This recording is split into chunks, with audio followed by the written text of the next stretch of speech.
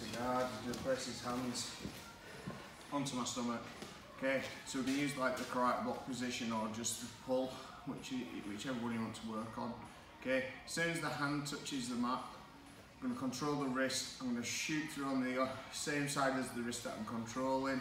Okay, like I'm trying to high five the door over in the back. Then I'm going to wrap the arm around into my figure four position. I'll switch position in a second, guys. Yep, as we're falling backwards, it's really important that we sit our bottom out, so we're looking into the ear. Okay, so just moves over this way. So hands on the belly, straight, control the wrist. I'm going to go over and high five Tez. Yeah, then from this position, in figure four, nice tight grip. Remember, reverse, rev the engine of the motorbike, even though you don't do it that way. Drop back. As I drop back, you see I'm placing my foot so that I can slide my hip out, leg over the back to stop the roll. Okay, so we'll just start off with that, just as a little bit of a recap. Yeah, and with the Kimura is the angle of the arm, because this kind of dictates whether you're doing a Kimura, chicken wing, or you're going to have to switch. So my arm's in this position, that's a Kimura. My arm goes in towards my own body, and at a 45-degree angle, it's a chicken wing. Okay, either of those are fine. There's a benefit of sticking with the Kimura first, yeah, and then switching to a chicken wing. Okay, what I really need to make sure is that it never goes out past this angle. Okay, so when we start getting to kind of that 90, 100, 120 degrees, then we've got real problems, because then we're fighting their ability to keep their arms straight, which is really difficult. And with us being kind of underneath as well, he's got his hands to push on my face or punch me as well, which is a significant thing. When we do a Kimura, we're tied up, aren't we? So we've got both arms on one arm, which means he's got an arm free, hopefully defending the position, but if not, punching me in the face. So the reason why we're kind of going to the 90-degree first is, if I go straight to my chicken wing, yeah, he's going to start grabbing stuff. So he's going to grab my thigh, his pants, or whatever. Okay. So I'll just explain to Mark and Mark that in MMA you're not allowed to grab my pants, but you can grab your own pants. I don't know why, but you can. Okay. So this is one of the benefits of having baggy pants. Okay. So keeping this 90-degree angle, make sure it clears my body and his body, so he can't grip or start trying to, take his leg over the top of his hand. So if you just take this, that's it, to kind of stop this position. Okay, so this is why we're always keeping that 90 degrees. So if we go back at 90 degrees, yeah, it's a lot easier to clear to get into this position.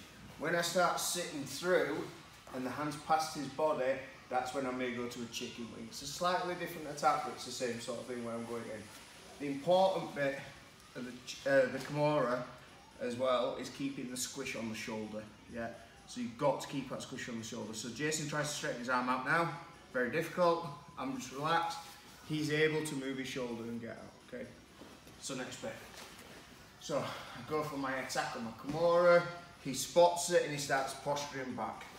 So now it's going to be a lot harder to get that Kimura because he's moving away from me. So I'm going to force my hand out. I'm going to put my opposite foot to the hand that's posted flat on the mat, and I'm going to drive diagonally back to that middle punch back. Okay, so in to my hip roll position. Now you can start trying to attack for the Kimura from this position, but it's very difficult from mount top. Okay, so for me it's a case of establishing my mount and start looking to start throwing my strikes. Okay, one more time. So we're chaining everything together. I know we've gone through this, but just to recap, because it has been a little while. Great. Go for the attack postures, where he starts moving back, so he's not even really posturing too much. It's absolutely fine. Yep, I need to just drive my hip through a bit harder.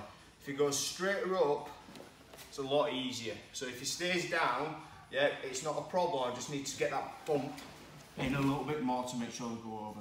Yeah. So not too long on this, but let's go into hip bump. On three. 1, 2. We need some other attacks from Gap. Alright, so we're going to start looking at our armbar position.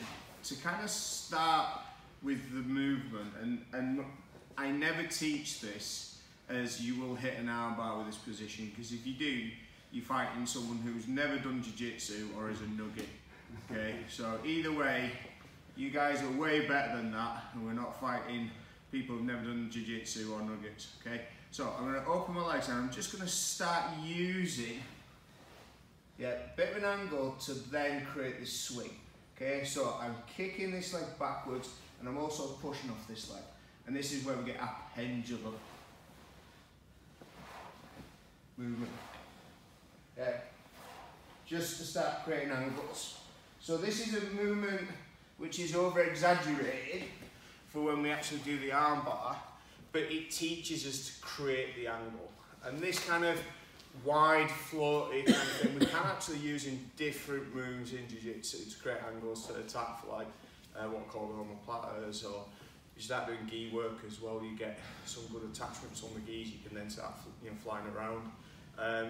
But the benefit that we're going to get from this pendulum drill is the angle. So the key is, we're all ear doctors. So as you spin, you should be looking at the ear.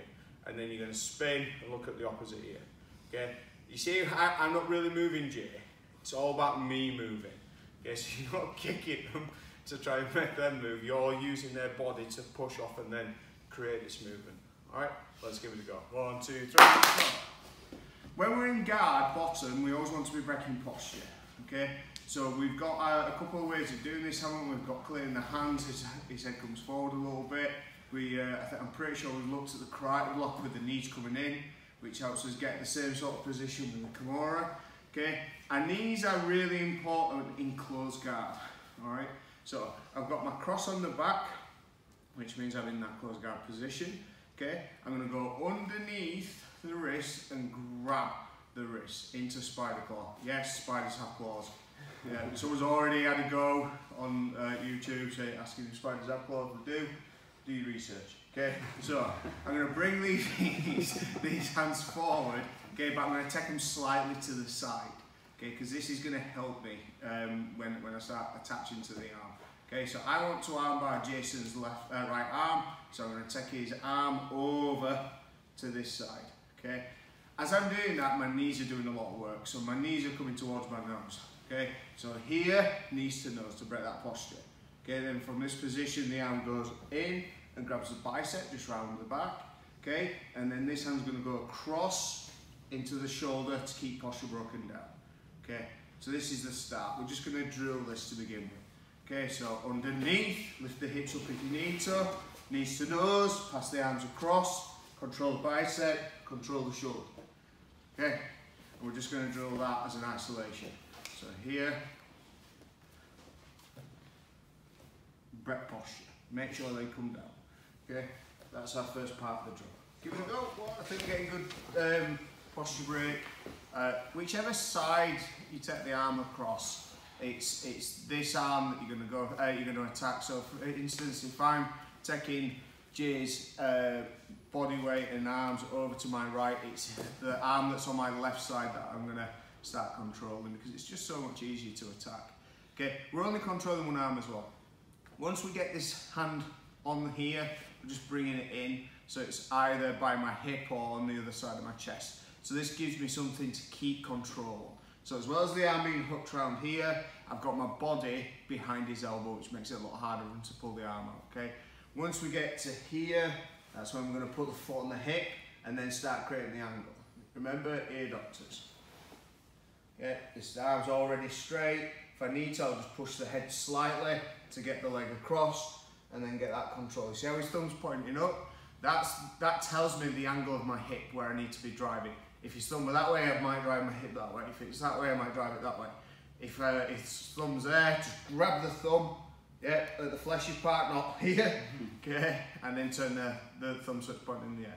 And then just gently, heels down, hip up, okay?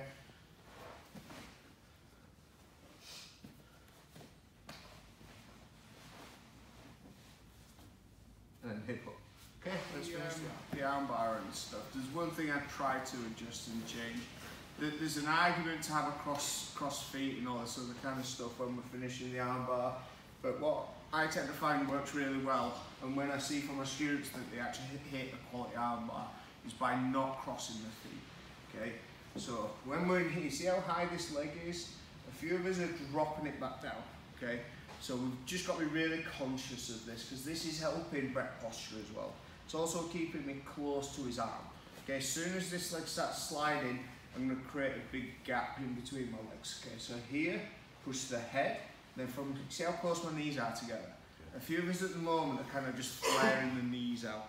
That definitely happens when we cross the legs. Okay, it's very hard to get our knees close together, even though I'm doing that quite well. Don't know how, but yeah, that definitely helps. You know, that happens when we've got the legs crossed, we start flaring our knees out. So I just want us to, just last couple of goes, just start squeezing so everything's nice and tight. And it's a lot easier now to start driving our heels down. So we get a really effective armbar from this position. Okay, what can happen as well is you can actually fall, which this is even better for our armbar. Because as I start falling back here, and I've got that control, I've brought everything in, I've got a better ability to put more power in and make his arm bend the wrong way even further, so create an even bigger angle because I don't have gravity pulling my butt down. Okay, so I can now start looking at using my bridge to finish the arm, but obviously not here, in here, but that's that kind of power and that force in a competition, that's how I'm putting my arm on. Yeah. Okay, that makes sense. So don't do that now. Okay, but let's focus on them knees and not have them knees kind of floating away. It's like the knees against you. You can see it kind of just creeping. Get back. You have to actively think about what that knee's doing so it don't flare out.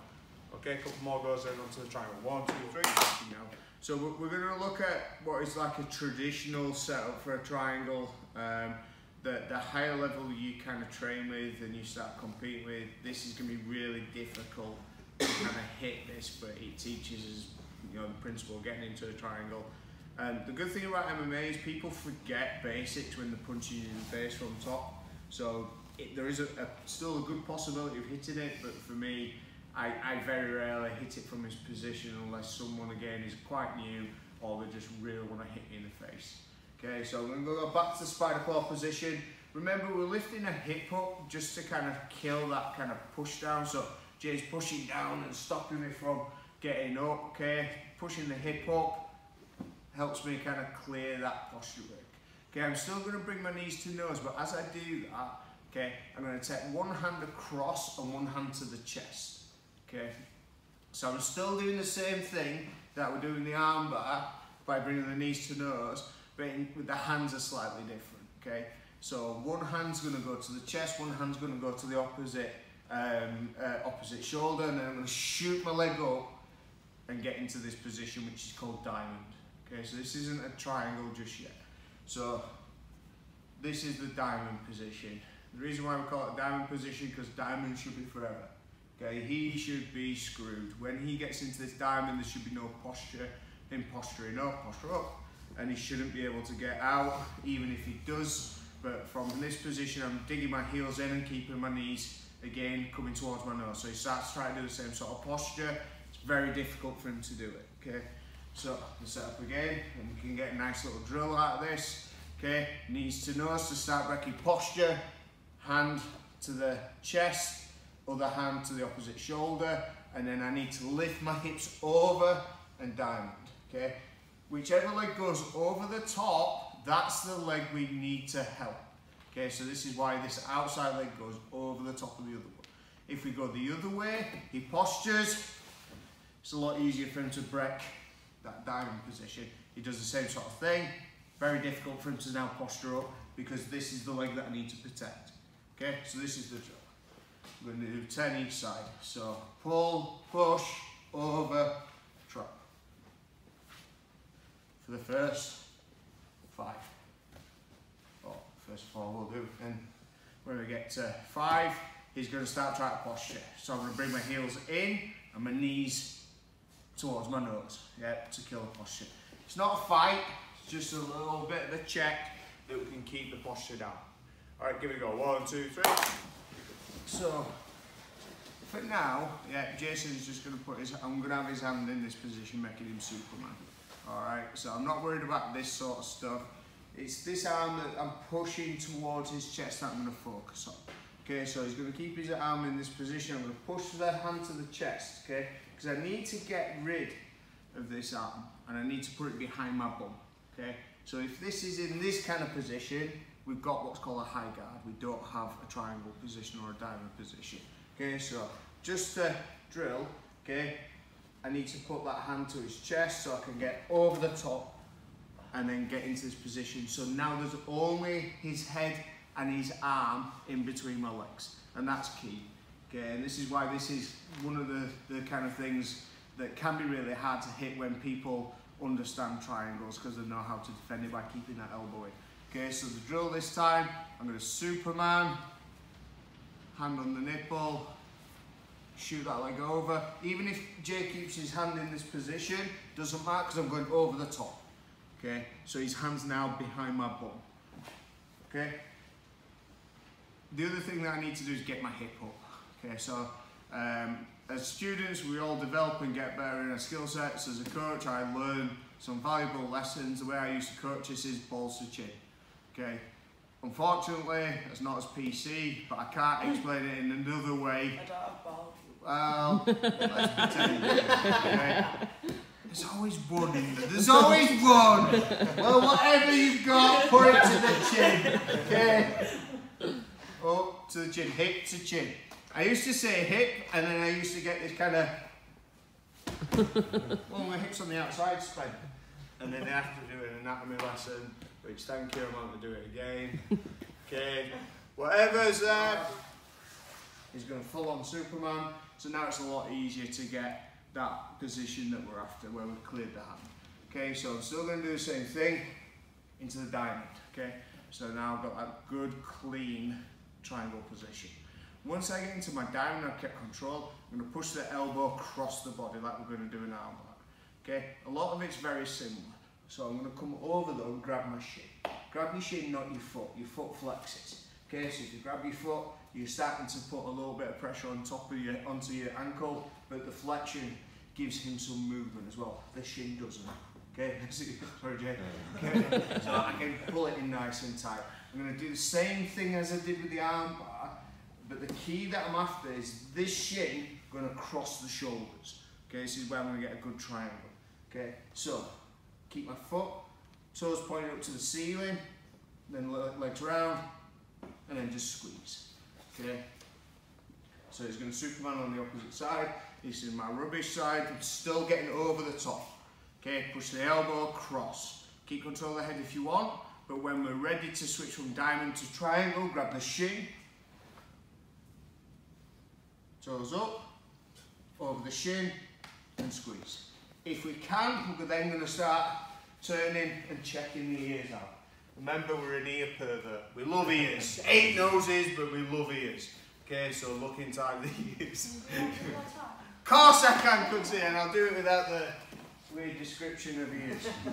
Okay. Thank you. So, up, keeping everything nice and tight. Push that elbow across. Okay, the reason why the choke is working, this arm's going across that carotid artery, this leg's going across that carotid artery, and that's when they pass out. Okay, control the head, grab the shin, create the angle, there's that ear. Whoa. Okay, leg over the top, and then, okay, you can do it without, just do it, 1, 2, 3.